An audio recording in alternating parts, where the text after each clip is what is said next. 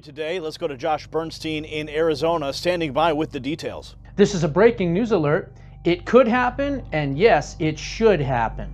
President Trump has threatened to shut down the federal government over border wall funding. I'm Josh Bernstein, filling in for Gary Franchi and the Next News Network. According to Jim Hoft of the Gateway Pundit, President Donald Trump told reporters on Thanksgiving morning that he may shut down the U.S. government in December over funding for the border wall.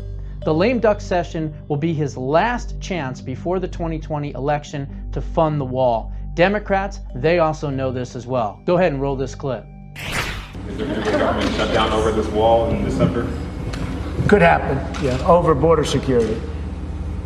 The wall is just a part of border security, a very important part, probably the most important part. But could there be a shutdown? There certainly could, and it will be about border security, of which the wall is a part.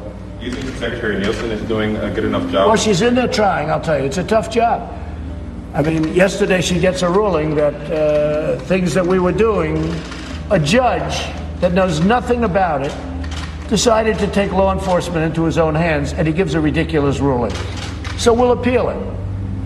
But it makes the job harder. We're still doing the job perfectly. But it makes the job harder, and it makes the job more dangerous. Because a judge made a ruling that was shocking. Okay? Just to be clear, going back to the idea of shutting.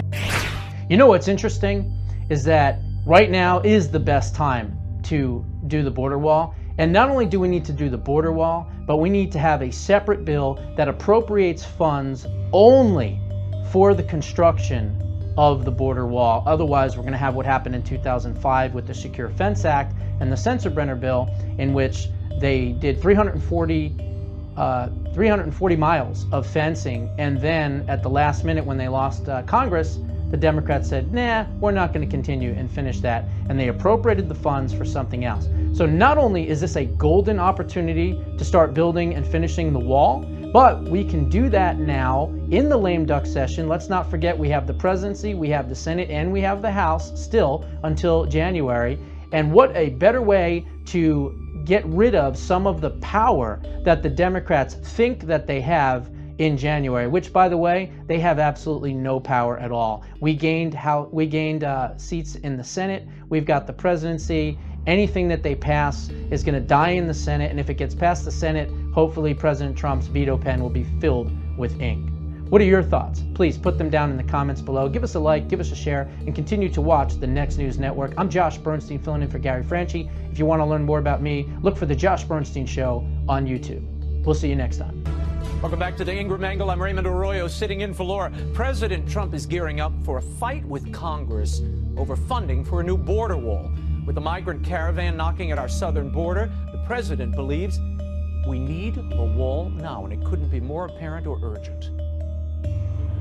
Shut down over this wall in December? Could happen, yeah, over border security. The wall is just a part of border security, a very important part, probably the most important part. But could there be a shutdown? There certainly could, and it will be about border security, of which the wall is a part. Is a shutdown looming? Here now to react is David Burstein, CEO and founder of Run for America and a progressive commentator, and Audria Decker. She's a conservative commentator. Let me start with you, Audria. Does the president have enough support in the GOP to get his border wall funding? He couldn't get it last time.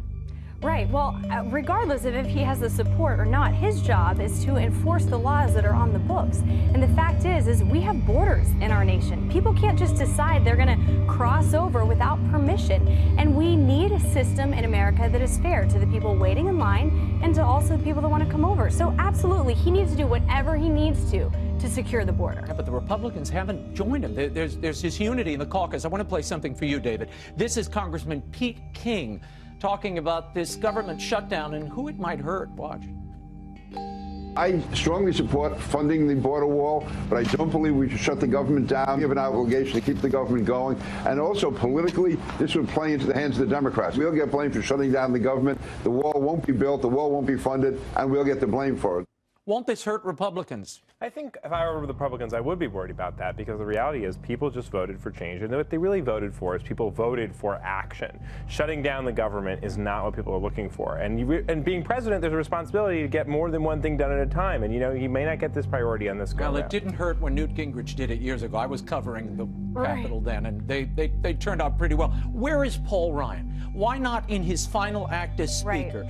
And with this caucus, many of these people are leaving. Why not support the president in this promise he made to the American people that got many of them elected the last time? Well, that's the thing, is that the Republicans should be fighting for this, and they're not. And I think part of the reason why Trump has brought this up is that he's a great negotiator. And we know that he sometimes has to push the Republican Party to take action on important issues. And this is an issue that President Trump ran on and got elected on. So the American people do want to see this happen. It's almost Christmas time. Let me run through the GOP lame duck wish list. These are the things they hope to accomplish. They have a lot to get done. They want to get a 10% tax cut. They want building the border wall, stopping birthright citizenship, cutting off U.S. and Central American nations' aid, and protecting pre-existing conditions.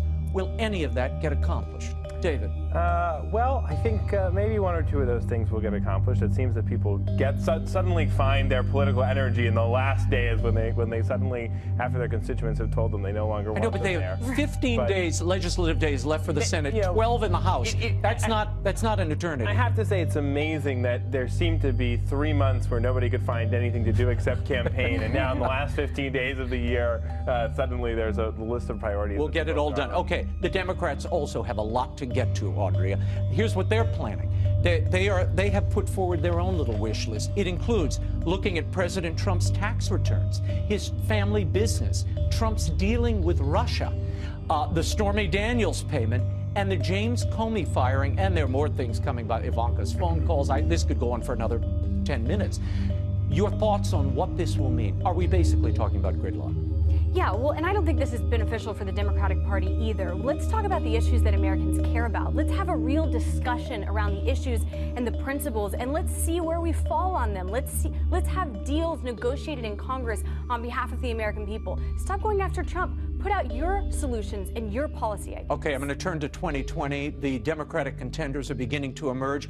As you know, former Vice President Joe Biden is at the top of that list. 33% of Democrats like him, according to that last CNN poll. And there you see the huge field. It looks like the Brady Bunch on Viagra. Right. Look at that. They've just exploded. Your thoughts? Who's going to take the lead here, David? Who's your man? This is going to be a very, very tough race. And I had to look at anyone on that sheet. I saw a picture of The Rock. And so I think if The Rock runs, he's probably got his best shot. But I do think really this is a crowded field, and Democrats would actually do well to consolidate early and not let this be a repeat of 2016, where they end up in a situation with one person who's able to be the loudest, like President Trump was in his. Well, people heard him. Who's able to kind of dominate everybody else. 46% of voters think President Trump will win again. 47% don't in that last CNN poll. Those are pretty good numbers. Who would you like to see the Dems run against Trump? Well, you know, it's interesting. I think we should keep an eye on Senator Cory Booker and Senator Harris. Those are two interesting people. O'Rourke out of Texas raised a lot of money. Yeah. Interesting to keep an eye on him. But this election is going to come down to values. I think it's going to be about values. President Trump proved that. People voted for Trump not for his personality, but for the values. And so I think both sides are pretty divided right now. I think it's going to become come down to about that. competency and safety, given what we're doing and how this economy ends up. Before we go, I have to get your reactions to this. Liberal filmmaker Michael Moore, who just this summer called on people to put their bodies on the line to stop the president, well, he's now calling for the shunning of Trump supporters. Watch this. First of all, it's hard. You can't build a bridge to a racist or a misogynist. You know, they have to be shunned and treated like we treated smokers 20 years ago, 10 years ago. Racists and misogynists shunned.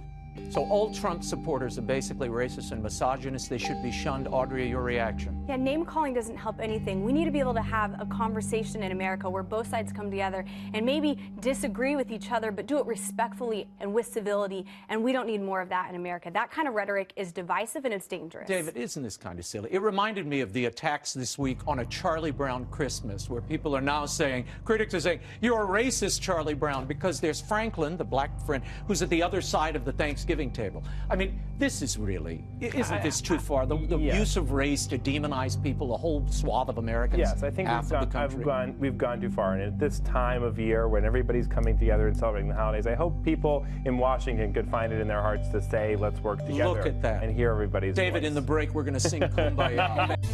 All right, President Trump back from Thanksgiving break with a slew of high-stakes decisions to make as of Monday, as the balance of power is set to shift toward the Democrats in January. Here to break it all down is Republican strategist Holly Turner, who joins us from D.C. before she goes shopping on this Black Friday. Good morning to you, Holly. Good morning, Steve. I'm done with my shopping. I just ordered your book for all of my family members, so shopping done. I highly recommend that. Ladies and gentlemen, my favorite guest of the day so far. Holly, let's talk about some of the things the president's got to do. You say the number one thing he's got to do is figure out who the next attorney general is.